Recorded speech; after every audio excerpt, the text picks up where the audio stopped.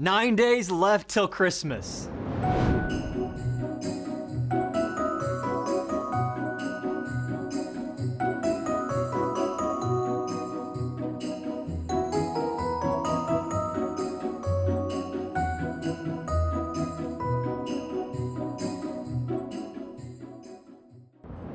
Genesis 3, 1-7. Now the serpent was more crafty than any other beast of the field that the Lord God had made. He said to the woman, "Did God actually say, 'You shall not eat of any tree in the garden'?" And the woman said to the serpent, "We may eat of the fruit of the trees in the garden, but God said, 'You shall not eat of the fruit of the tree that is in the midst of the garden, neither shall you touch it lest you die.' But the serpent said to the woman, 'You will not surely die. For God knows that when you eat of it, your eyes will be opened, and you will be like God, knowing good and evil.'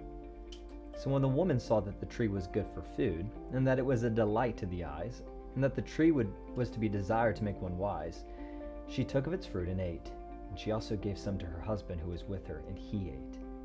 And the eyes of both were opened, and they knew that they were naked. And they sewed fig leaves together and made themselves loincloths." People sin all the time.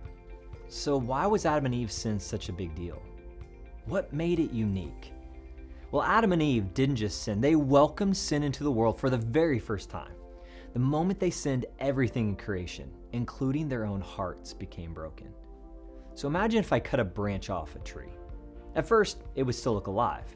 It might be bright and green and even have a flower or two, but that branch would be as good as dead. Just like that branch, Adam and Eve were destined for death the moment they sinned against God. We too are destined for death because of sin. Romans 5:12 says that we inherited a sin nature from Adam. That's why it's so easy to fight with your brother or sister. It's easy to be selfish because we're sinful by nature. In Romans 7:24, the Apostle Paul cries, "Who will save me from sin and death?" Do you know the answer to that question?